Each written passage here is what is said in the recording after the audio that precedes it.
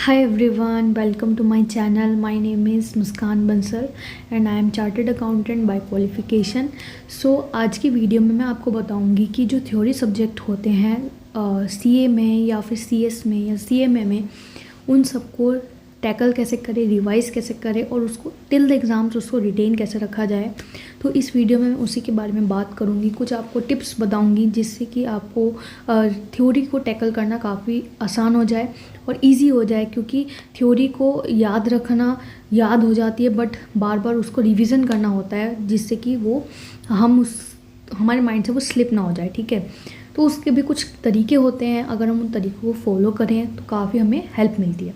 तो चलिए उन सब बातों को डिस्कस करना चालू करते हैं। ठीक है, तो सबसे पहले मैं ये कहूँगी कि जब भी आप कोई चीज़ पढ़े, थ्योरी में कुछ भी पढ़ते हैं आप उसको हैंड टू हैंड उसको एक बार लिख लीजिए, स्मॉल नोट्स में या फिर चार्ट के फॉर्म में आप उसको लिख लीजिए, आपको काफ़ी हेल्प होगा। ठीक है, क्योंकि जब नेक्स्ट टाइम आप पढ़ोगे ना तो आप बुक्स से ना पढ़ के आप अपने नोट्स से चार्ट से पढ़ सकते हैं, तो आपको इंटरेस्टिंग भी लगेगा, थोड़ा आपको बोरिंग नहीं लगेगा। क्योंकि अगर हम बुक से पढ़ेंगे तो हमें बोरिंग सा लगेगा, बट अगर हम चार्ट से अपने नोट्स से पढ़ेंगे तो हमें काफ़ी हमें इंटरेस्ट आएगा उसमें। ठीक है, रिविज़न करने में हमें काफ़ी इंटरेस्टिंग हो जाएगा वो। तो जैसे मैं आपको अपना एग्जांपल देती हूँ कि जैसे मैं अपनी बात करती हूँ कि ऑडिट मैंने जो सीए फाइनल में ऑडिट है वो उसको मैंने सेल्फ स्टडी से किया है, तो उसके लिए भी मैंने यही स्ट्रेटजी को अप्लाई किया था कि कुछ भी पढ़ लिया उसको हैंड टू हैंड लिख लिया, स्मॉल नोट्स में चार्ट के फॉर्म में उसको लिख लिया। ठीक है, तो जैसे मैंने ऐसे 505 पढ़ा, उसमें एक्सटर्नल कन्फर्मेशन की बात की हुई है, तो छोटे से उसका नोट्स बना लिया, जैसे कि ऑब्जेक्टिव क्या है इस एसए का, मीनिंग क्या है।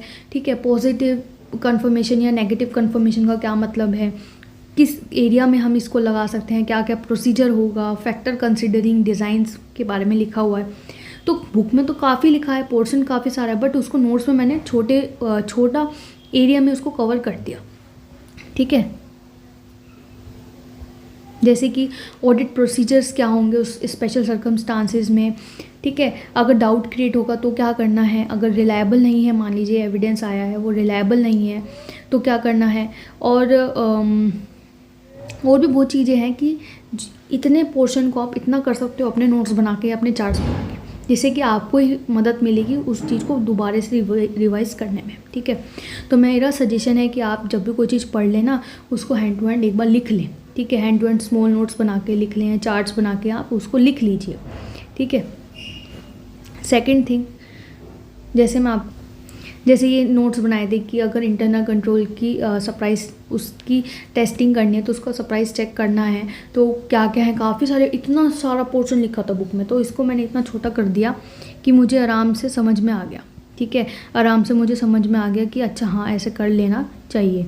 तो बहुत आसान है कि हमें ये ऐसे लगाना है 315 330 कि sufficient and appropriate audit evidence लेने हैं, सरप्राइज चेक भी करना है कि इंटरनल कंट्रोल ऑपरेटिंग इफेक्टिवली हो रहे हैं नहीं हो रहे हैं, और रिकॉर्ड सारे मेंटेन है या नहीं, सरप्राइज चेक करना है कि कोई एरर है क्या, आईसीए रिकमेंड करता है कि सरप्राइज चेक कर लेना चाहिए।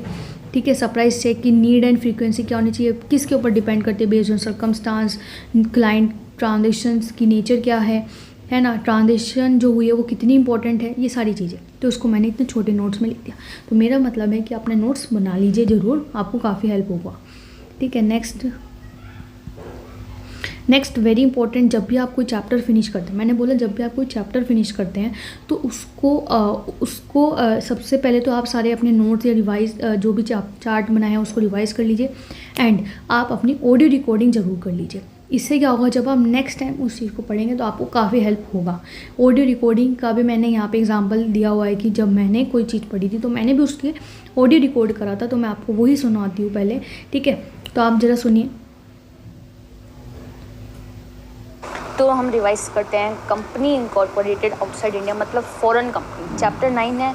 सबसे पहले इसकी डेफिनेशन सेक्शन 2 क्लॉज 42 में है। फॉरेन कंपनी में 3 चीज़ें होनी ज़रूरी है कि कोई कंपनी या बॉडी कॉर्पोरेट इनकॉर्पोरेट हुई आउटसाइड इंडिया में, जिसका प्लेस ऑफ बिजनेस है इंडिया में, मतलब होना ज़रूरी है, place of business in India में होना ज़रूरी है, चाहे खुद चाहे थ्रू एन एजेंट, फिजिकली और थ्रू इलेक्ट्रॉनिक मोड, और कोई बिजनेस एक्टिविटी इंडिया में कर रही है, conduct any business activity in India in any other manner. अब इलेक्ट्रॉनिक मोड का मतलब यहाँ पे काफ़ी सारी चीज़ें, जैसे डाटा इंटरचेंज करना, डिपॉजिट इनवाइट करना, ऑफ़र करना, या फिर एडवाइजरी सर्विसेज देना, वेब मार्केटिंग होती है, financial settlements, transaction services, supply chain management, telemarketing, telecommuting, telemedicine, education, information research, data communication services. चाहे ये काम ईमेल के थ्रू हो, मोबाइल डिवाइसेस के थ्रू हो, सोशल मीडिया के थ्रू हो, डॉक्यूमेंट मैनेजमेंट के, मतलब कैसे भी हो उसे इलेक्ट्रॉनिक मोड कंसिडर किया जाएगा। ठीक है, तो फॉरेन कंपनी को बाई चांस अगर इंडिया का कोई सिटीजन या इंडिया की कोई कंपनी होल्ड करती है उसमें इक्विटी, फॉरेन कंपनी के इक्विटी शेयर्स कोई इंडियन सिटीजन या कोई इंडियन कंपनी होल्ड करती है, उसके प्रेफरेंस शेयर्स होल्ड करती है और 50% है एग्रीगेट में, कितना है 50% है एग्रीगेट में, कम नहीं 50%, तो वो फॉरेन कंपनी को चैप्टर 22 के प्रोविजंस को कंप्लाई करना होगा। और मतलब फॉरेन कंपनी उस बिज़नेस के लिए जो वो इंडिया में करती है with regard to business carried on by it in India. Okay, समझ में आया आपको?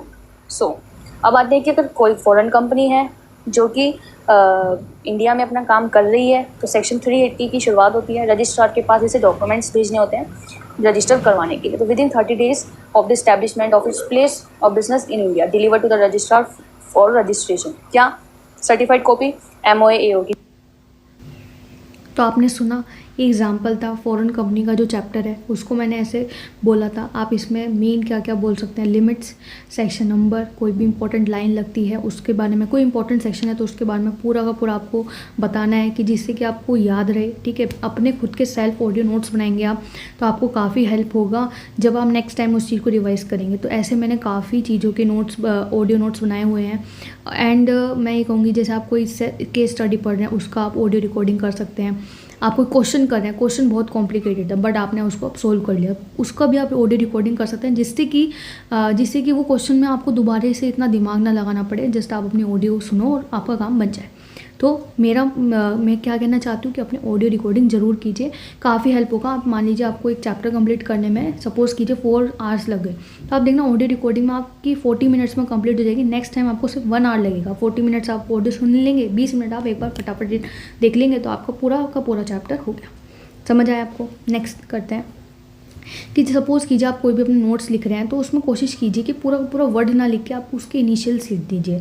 उससे क्या होगा कि आपको एक तो नोट्स मेकिंग में टाइम आपका बचेगा, ऊपर से जो नोट्स बड़े नहीं होंगे, ज़्यादा छोटे हो जाएंगे और छोटों में सारी चीज़ें कवर हो जाएंगी। बस ये है कि आपको पता होना चाहिए कि ये इनिशियल किस वर्ड का है, जिससे कि आप कन्फ्यूज़ ना हो। फॉर एग्जांपल मैंने क्या कर रखा है, जैसे इंडिपेंडेंट डायरेक्टर है लॉ सब्जेक्ट में तो आप ID करके लिख सकते हैं। अगर आप लॉ के नोट्स बना रहे हैं, डायरेक्टर है तो आप DIR या D करके लिख सकते हैं। होल टाइम डायरेक्टर है तो WTD, मैनेजर है तो मैनेजर, इंसॉल्वेंसी प्रोफेशनल है तो IP, बोर्ड मीटिंग है तो BM। ठीक है, कुछ ऐसे इनिशियल्स लिखिए जिससे आपके नोट्स की जो क्वांटिटी है वो थोड़ी कम हो जाए एंड आपके नोट्स बन जाए और आपको थोड़ी आपका जो टाइम है वो भी कम लगे। ठीक है, नेक्स्ट, जब आप कोई भी बिग चैप्टर होता है उसके जब आप क्वेश्चन सॉल्व करने बैठते हैं ना, तो उन क्वेश्चंस में जैसे कि मैं अपना एग्जांपल बताती हूँ कि जब मैंने प्रोफेशनल एथिक्स, ऑडिट सब्जेक्ट है उसमें प्रोफेशनल एथिक्स चैप्टर है, उसके काफ़ी सारे क्वेश्चंस हैं, बहुत सारे क्वेश्चंस हैं, हर क्लोज के बाद क्वेश्चंस हैं, तो हमें उनको देखना होता है अगर हमें प्रोफेशनल एथिक्स चैप्टर को अच्छे से स्ट्रॉन्ग करना है। तो काफ़ी सारे क्वेश्चन हैं, तो अब जब हम नेक्स्ट टाइम उसे पढ़ेंगे तो ये तो नहीं है कि हम सारे क्वेश्चंस को एक बार दोबारा देखेंगे, नहीं, जो हमें यूनिक लगता है क्वेश्चन कि यस ये क्वेश्चन थोड़ा डिफरेंट है कॉन्सेप्ट से हट के, हम इसका आंसर शायद नहीं दे पाएंगे अगर हम इसको एक बार और नहीं पढ़ेंगे। तो आप क्या कर लीजिए, सिंपल है कि जो उस क्वेश्चन में बात की हुई है, यूनिक जो बात की हुई है उसको अपनी कॉपी में लिख लीजिए। उसको अपनी कॉपी में लिख लीजिए कि येस कि इंपॉर्टेंट पॉइंट्स है from the question, important point करके अपनी नोटबुक में लिख लीजिए कि important point from the question. आपको ये लिखने की ज़रूरत नहीं कि क्वेश्चन नंबर किस पेज पे है, कौन सा क्वेश्चन है, नहीं, आप उसकी यूनिक बात को लिख लीजिए जिससे कि आप वो चीज़ जब दोबारा पढ़ेंगे एंड जब आप ये पढ़ लेंगे तो आपको पता चल जाए कि अच्छा इस क्लॉज में ये बात और थी कि इस चीज़ का मुझे और ध्यान रखना है, या फिर जैसे कोई और क्वेश्चन किया आपने तो आपको पता चला कि इन 3 क्लॉज को हम एक साथ यूज़ कर सकते हैं, तो उसके बारे में आप लिख लीजिए कि ये 3 क्लॉज को हम लिख सकते हैं इस शेड्यूल या इस शेड्यूल के इन 2 क्लॉज को हम एक साथ आंसर में प्रेजेंट कर सकते हैं। जैसे होता है ना कि काफ़ी सारे क्लॉज एक आंसर में आ सकते हैं, तो वही मैं कहना चाहती हूँ। जो प्रोफेशनल एथिक्स जिसने चैप्टर पढ़ रखा है वो मेरी बात को अच्छे से समझ पा रहा है, जिसने नहीं भी पढ़ रखा है फिर भी वो समझ जाएगा। ठीक है, लॉ में भी होता है, ऑडिट में भी होता है ऐसा। Just try to mark and आप अपनी उसको नोटबुक में लिख लीजिए कि ये पॉइंट यूनिक है।